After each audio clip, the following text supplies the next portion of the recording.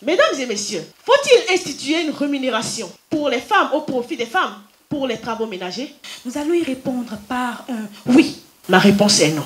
L'on se croirait dans un procès, mais non. C'est la soirée de l'éloquence de Edou Dessi qui battait son plein ce samedi soir à Wollo-Guédé, au cœur de Cotonou. Tout a commencé par une formation en art oratoire. Après nous avoir formés, les différents matchs ont commencé et c'est de ce long parcours que nous sommes ici ce soir. L'art oratoire, nous le savons, est un trésor inestimable, non seulement pour la culture et l'éducation, mais aussi pour le développement professionnel et personnel de chacun d'entre nous. Toute personne désireuse a besoin de deux éléments essentiels. Le premier, c'est sa capacité à prendre la parole en public et à pouvoir s'affirmer. Et le deuxième élément, c'est sa capacité à s'insérer professionnellement. Donc, Edou Dessi, qui veut dire éducation, développement, citoyenneté, nous avons commencé depuis 2019 et notre mission se résume à ces deux éléments. Faut-il instituer au profit des femmes une rémunération pour les travaux domestiques? C'est le thème qui a mis aux prises 3 duels pour un oui ou un non catégorique au cours de cette 5e édition de la grande finale du concours d'art oratoire organisé par Edou Dessi. Chacun des 6 candidats à la course pour le titre devra aller puiser au tréfonds de ses réflexions pour convaincre le jury. Femme, que je ne trouve assez de mots pour qualifier sa beauté, sa prestance, son élégance, son excellence, sa royauté, que dis-je, sa bravoure.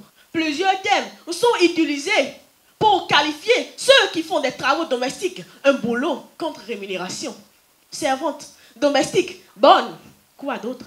Quelle femme au foyer voudrait être confondue ou appelée par ces qualificatifs que l'on traite plus ou moins de péjoratifs? Ironie du sort, mais il n'y en a pas. La contribution réelle de la femme à l'économie africaine reste largement occultée. Comment cela s'explique? La raison, elle est toute simple. La majorité des femmes passent leur temps, leur existence dans le foyer à travailler gratuitement. Pouvez-vous vraiment mettre un prix à l'amour, au dévouement, à la passion qui accompagne ces actions, qui motive ces actions que nos mères, nos femmes accomplissent? Ce serait une grave erreur de notre part. Tenez-vous tranquille, très chère dame, car aujourd'hui, oui, aujourd'hui, nous portons haute notre voix et nous la joignons à celle de la présidente de l'INF, Madame Huguette Bobet, pour demander une petite faveur. Le foyer n'est pas une société, ce n'est pas une entreprise, ce n'est pas une structure. Ah ben non. Des études ont montré que la rémunération des travaux domestiques pourrait améliorer la prise en charge des enfants. Argumentaire contre argumentaire, au cours de cette soirée idyllique et épique, mordicus, chacun était campé sur sa position. Mais qui des 6 compétiteurs va succéder à Pénuel Ayadi sur cette tribune Edou Dessi? La réponse ne se fera pas trop désirer. Vous avez le vainqueur, Monsieur Edmond Batossi.